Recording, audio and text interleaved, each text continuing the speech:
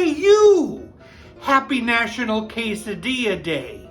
And I'm not the only one celebrating quesadillas today. My friend April is gonna cook a fun quesadilla too. You'll have to check out her channel, Cooking with April. A few years back, I did a little quesadilla taste test where I tried 3 unique quesadillas. Well, I decided to show you today what the winning quesadilla was. I'm making a very easy fish stick quesadilla that tastes incredible.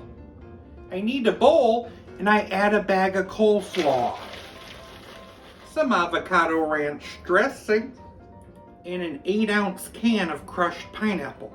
Pour that in and mix it together.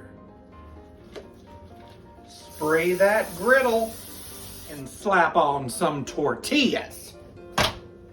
Cheese, sharp cheddar. Add some cooked fish sticks and that coleslaw mix. And top with another tortilla. Give it a flip. Cut that up. There it is. It was so easy. Let's taste it.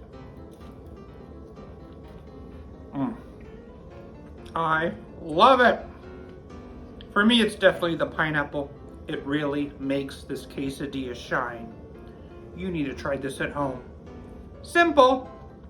Do you want to see another fun quesadilla?